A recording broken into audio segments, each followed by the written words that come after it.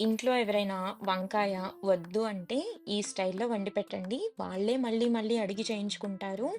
వంకాయ అంటే ఇష్టపడని వాళ్ళు కూడా వదిలిపెట్టకుండా తినేస్తారు.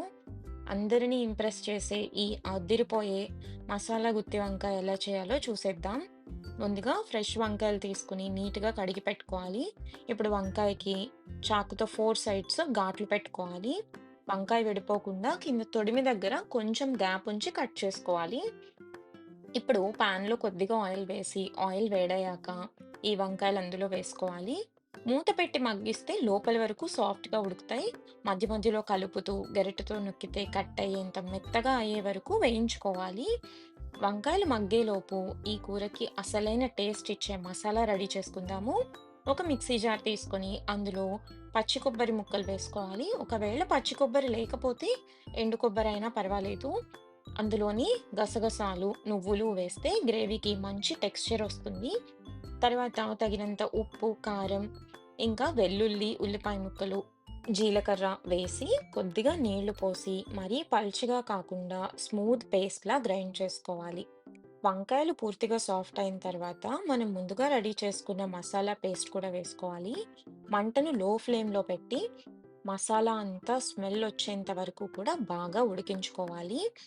మనం లో టు మీడియం ఫ్లేమ్‌లోనే చేయాలి. లేదంటే ఈ మసాలా అంతా మాడిపోయే ఛాన్స్ ఉంటుంది. గ్రేవీ థిక్‌నెస్ బట్టి కొంచెం నీళ్లు వేసుకోండి. కానీ మరీ పల్చగా అయితే చేసుకోకూడదు. వీడియోలో చూపిస్తున్న కన్సిస్టెన్సీ ఉంటే సరిపోతుంది. ఇప్పుడు మళ్ళీ మూత పెట్టి ఆయిల్ పైకి తేలేంత వరకు బాగా ఉడికించుకోవాలి. ఇలా ఆయిల్ పైకి తేలితేనే మనకి గ్రేవీ చక్కగా ఉడికినట్టు. లాస్ట్‌లో కొద్దిగా చింతపండు రసం కూడా వేసుకోవాలి.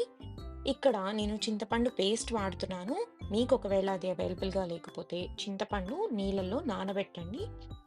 ఒక పావుగంట లేదా అరగంట ఇలా నానబెట్టిన చింతపండులో గుర్తుపెట్టుకోండి. మరీ ఎక్కువ వాటర్ వేసేయకూడదు.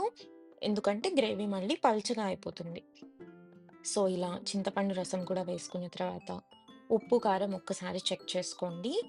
ఆ పులుపు మసాలాతో కలిస్తే వచ్చే టేస్టే వేరు. అంతే, గుమగుమలాడే మసాలా గుత్తి వంకాయ రెడీ అయిపోతుంది. చూస్తుంటేనే తినాలనిపిస్తుందా? మరి ఇంకెందుకు ఆలస్యం? ఇంట్లో తప్పకుండా ట్రై చేయండి. ఇది ప్లెయిన్ రైస్‌తోనే కాదు, రోటీ ఇంకా బగారా రైస్‌తో కూడా చాలా బావుంటుంది.